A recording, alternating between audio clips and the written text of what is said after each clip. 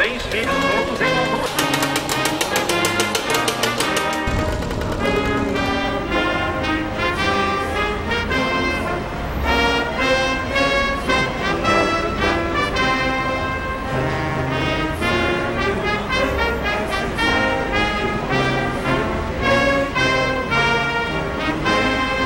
Estamos entrando no ar com a OIP, original, informar, popular, inventiva, onde o povo tem direito à fala.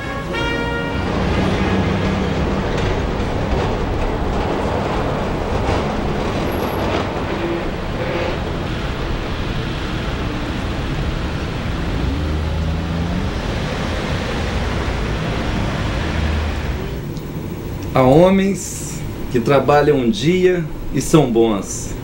Há homens que trabalham muitos dias e são melhores. Há homens que trabalham a vida toda. E estes são imprescindíveis.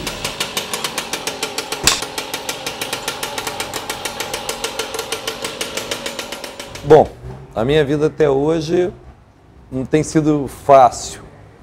Tem sido um pouco difícil devido eu ter saído de casa muito cedo, aproximadamente por volta dos 16 anos, que eu sou de Itabirito, Minas Gerais. Sou filho de Clarindo José Ribeiro e Nair Pedrosa Ribeiro, com mais 11 irmãos, né? Lá em casa somos 6 homens e 6 moças. E depois de trabalhar de empregado em 2 estabelecimentos comerciais, na época um armazém, um supermercado, aí decidi trabalhar por conta própria. Fui em São Paulo, comprei bijuteria, fui trabalhar de camelô na cidade lá, vendendo bijuteria na cidade. Por questão política, tiraram minha banca, o direito da minha banca de trabalhar na cidade, aí acabei decidindo ser hippie. Aí fui ser hippie, trabalhar com artesanato. Depois de ouvir muito falar sobre Vitória, vim para Vitória. Conheci primeiro a Praia da Costa, cheguei no dia 1º de novembro de 1981. Depois fui armar minha barraca, vender meus artesanatos na Praça Costa Pereira. Olha, na época que eu era hippie, digamos aí há 25 anos atrás, existia assim muito preconceito. Mas isso aí dependia também da postura de cada hippie, de cada artesão. Um preconceito que eu sofri uma vez foi lá em Araguari, na divisa de Minas com Goiás, onde eu estava trabalhando com meus artesanatos na praça, e uma menina me convidou para o aniversário dela de 15 anos. E eu falei, Valéria, eu preciso pôr um smoke, uma mala 007 para ir ao seu aniversário, eu posso ir com esse visual maluquete que eu tenho, que era blusa de cobertor, capote na cabeça, toda desfiada embaixo, aquele visual muito doido, cabeludão, brinco, pulseira, tal, enfim. Não, Abelha, eu quero que você vá do jeito que você é. E eu fui, aquela festa muito bonita, tudo muito certinho, tudo com as toalhinhas brancas, com as taças viradas em cima da mesa. Chegando na porta, a primeira coisa que eu fui foi barrado. Aí eu tirei o convite do bolso, mostrei para o porteiro que eu era convidado. Logo em seguida veio a aniversariante, mais 2 amigas dela, me abraçaram e me colocaram para dentro da festa. Ali da parte dos pais delas eu não sofri nenhum preconceito não, que eram pessoas de cabeça aberta. Mas o mais era só a polícia mesmo, que onde chegava a polícia parava e dava uma geral, devido ao visual, porque hoje eu creio que eu vivi à frente da minha época. Hoje não tem tanta repressão quanto tinha naquela época em que eu fui jovem, a minha idade de 17, 18 anos de idade. Nesse período de tempo eu conheci um sujeito, nos tornamos sócios mais tarde, o Ivania, e fizemos um pacto. Assim nós começamos a trabalhar, trabalhando muito mesmo, e 5 anos depois nós tínhamos aqui no estado uma fábrica de móveis com 45 máquinas e 18 empregados. Perdi tudo. E também o Ivani não me deu ouvido. Na época o cruzado ia ter um valor como o dólar. Eu falava, Ivani, deixa de ser idiota. O Sarney não segurou a onda, só sobreviveu aqueles que tinham dinheiro. E foi onde eu cheguei a um ponto, nós chegamos a um ponto, que se vendêssemos tudo, não dava para pagar os credores, para pagar a dívida. E eu cheguei a um ponto de ficar numa situação que eu não tinha dinheiro para pagar uma passagem. Eu tinha que pegar um ônibus, esperar algum passageiro subir para me descer correndo, porque eu não tinha condição de pagar a passagem do ônibus.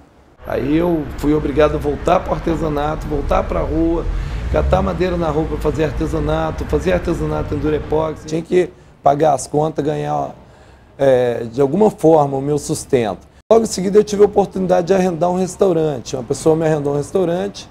Esse restaurante eu fiquei com ele arrendado 2 anos. Logo em seguida eu acabei tendo que devolver para o dono desse restaurante, onde eu montei o meu próprio restaurante, mas por volta de 1 ano e pouco que eu tinha montado o meu próprio restaurante, eu conhecia a palavra de Deus. Eu mexia também na área de corretagem, lá em Interlagos, onde era o meu restaurante, próximo ao Pão da Fruta. Deus me deu a oportunidade de vender um terreno e com a comissão da venda desse terreno foi onde eu mudei de ramo e passei a mexer com vidraçaria.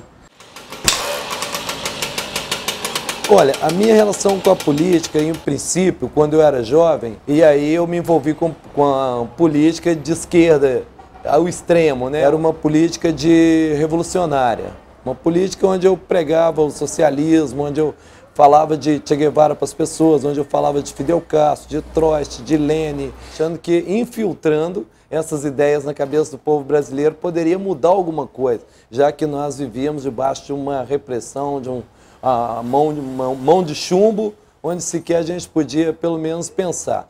Mas isso não me trouxe, digamos assim, grandes benefícios. Cheguei a ser preso, apanhar por causa de política e tudo, aí foi onde eu me decepcionei um certo tempo com política, devido a tanta falcatrua, tanta coisa errada que estava acontecendo depois de pessoas que tinham o mesmo tipo de pensamento meu e se debandaram para o outro lado.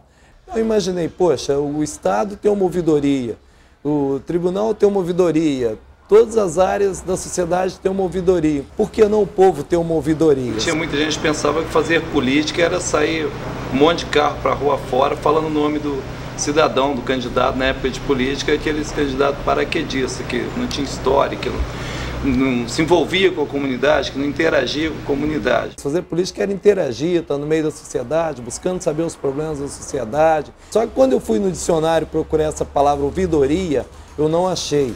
Eu achei ouvidor, que quer dizer funcionário nomeado pelo donatário de terra no período colonial para exercer a função de juiz de direito dos dias de hoje. Eu imaginei, poxa, não é isso que eu quero. Quero levar informação, dar informação, colher informação, enfim, interagir no meio da sociedade. Para o dicionário, fazer uma garimpada nas palavras, eu podia achar original.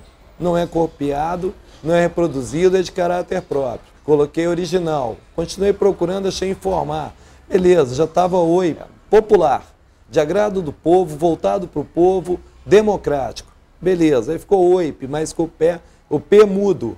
Eu falei, não, falta mais algo ainda, achei inventiva, né? Que é a forma que você inventa de fazer a reportagem, narrar a reportagem, a notícia ali no local onde eu faço o trabalho com o microfone, dando oportunidade às pessoas de falar, já que nós estamos vivendo hoje o auge da democracia, que podemos dizer que começa a engatinhar nesse país.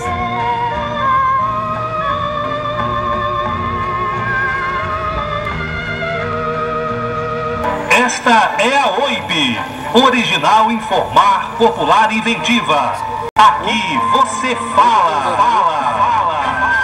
Nada mais de que uma boa oportunidade para falar do amor de Deus, para falar daquilo que Deus tem feito, daquilo que Deus tem realizado,